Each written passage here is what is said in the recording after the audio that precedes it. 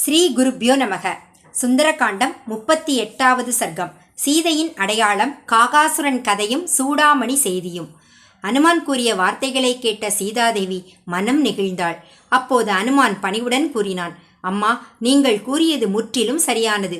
ராமபிரானை தவிர வேறு யாரையும் தொட விரும்பாத உங்கள் கற்பும் தர்மமும் உலகத்திற்கு எடுத்துக்காட்டு. நான் உங்களை உடனே அழைத்துச் செல்ல நினைத்தது ராமபிரான் மீது கொண்ட அன்பினாலும் உங்கள் மீது கொண்ட பக்தியினாலும் தான். பின்னர் அனுமான் கேட்டான், ராமபிரான் நிச்சயமாக நம்பும் ஒரு அடையாளத்தை தாருங்கள். அதை கேட்ட சீதை கண்களில் நீர்மல்க மெதுவாக பேசத் தொடங்கினாள். சித்திரக்கூட மலையின் அருகே மந்தாகினி நதிக்கரையில் நாம் ஆசிரம வாழ்வு வாழ்ந்த நாட்கள் நினைவிருக்கிறதா? ஒரு நாள் நான் ராமபிரானின் மடியில் சாய்ந்து ஓய்வெடுத்து கொண்டிருந்தேன். அப்போது இந்திரனின் மகனான காகாசுரன் காக வடிவில் வந்து என்னை தனது கூர்மையான அலகால் காயப்படுத்தினான். அவன் மீண்டும் மீண்டும் என்னை தொந்தரவு செய்தான். என் மார்பில் காயம் ஏற்பட்டு இரத்தம் சொட்டியது. அதை பார்த்த ராமபிரான் கடும் கோபமடைந்தார். ஒரு தர்ப்பை புல்லை எடுத்து அதில் பிரம்மாஸ்திர சக்தியை ஏவி அந்த காகத்தை நோக்கி விட்டார். அந்த அஸ்திரத்திலிருந்து தப்பிக்க அவன் உலகங்களிலும் ஓடினான். ஆனால் எங்குமே அவனுக்கு பாதுகாப்பு கிடைக்கவில்லை. இறுதியில் மீண்டும் ராமபிரானிடமே வந்து சரணடைந்தான். அப்போது கருணைமிகு ராமன் அவனுடைய ஒரு கண்ணை மட்டும் எடுத்து உயிரை விட்டு வைத்தார். இதை நினைவு கூர்ந்த சீதை உருக்கமாக கூறினாள், ஒரு காகம் என்னை துன்புறுத்தியதற்கே ராமபிரான் பிரம்மாஸ்திரம் ஏவினார்.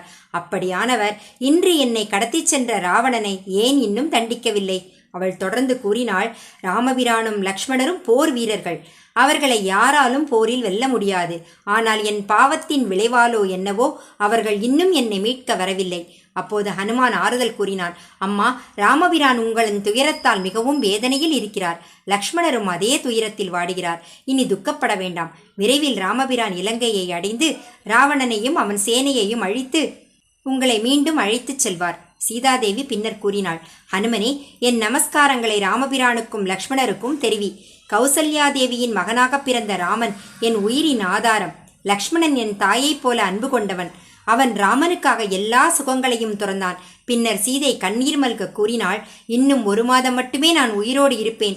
அதற்குள் ராமபிரான் வரவேண்டும். இவ்வாறு கூறிய சீதாதேவி தன் உடையில் பாதுகாத்து வைத்திருந்த திவ்யமான சூடாமணியை எடுத்தாள். இதை ராமபிரானிடம் கொடு.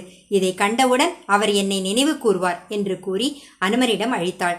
அந்த சூடாமணியை பக்தியுடன் பெற்ற அனுமன் சீதாதேவியை வணங்கி அவளை வலம் வந்து நின்றான். அவனது மனம் மகிழ்ச்சியால் நிரம்பியது. இதயம் ஏற்கனவே ராமபிரானிடமே சென்று விட்டது போல் இருந்தது. ஜெய் ஸ்ரீராம், ஜெய் ஆஞ்சநேயா. ஸ்ரீராம் ஜெயராம், ஜெய ஜெயராம். 38வது சர்க்கம் நிறைவடைந்தது. 39வது சர்க்கம் நாளை தொடரும்.